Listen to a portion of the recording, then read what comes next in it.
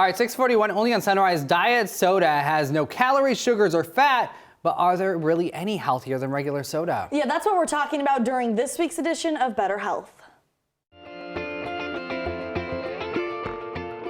It's time now for Better Health. I'm joined here with Beth Coker, who's a health expert with Asante. We're talking diet soda, artificial sweeteners. Let's start off with the sweeteners. Why do people use them?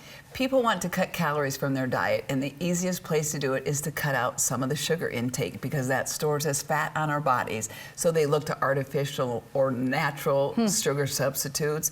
But the danger in that is sometimes the FDA will put on a product that it's somewhat safe for use, and then people will go overboard with it. So the artificial sweeteners are used somewhat for weight control, but too much of a good thing can be unhealthy, and people need to be savvy consumers that these have not all been okayed by the FDA. So you use the word danger with it. So are they safe? There are some arguments in favor of artificial sweeteners that can help prevent tooth decay and cavities, and it can be used for some management of weight control, but it's not a magic bullet. And the other thing is it's highly used by diabetics. So there are some things that it is advantageous for, but what people need to be in the know of is that the argument against them is so much greater. And you're going to find artificial sweeteners in baked goods, in processed foods. They've made their way into dairy products now, so they're everywhere.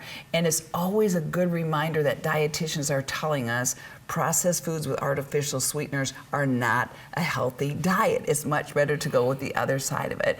But the adverse side effects of artificial sweeteners is that it can create in our gut system a bloating effect because of the high sugar alcohol content, which then can lead to nausea, extreme diarrhea, and internal discomfort for a patient. So that's what people have to really be aware of. And the artificial sweetener doesn't take very much as opposed to a sugar, but it also creates in you a craving for more sugar. Got it. And so talking about diet soda, I don't know that I want to know the answer to this. I love Diet Coke, but how bad is it for you? Diet soda has been linked through numerous studies to weight gain. And the reasoning behind that and what's happening in our bodies is that the more of the artificial sweetener we ingest, our body craves high-calorie foods, sugar foods, and then we drink more of the artificial sweeteners, and it creates in us an insulin resistance, meaning the cells can't take the insulin, the glucose into them for energy. It creates a resistance that leads to type 2 diabetes. So that's the danger of ingesting too much of these artificial sweeteners. People need to be very educated in that.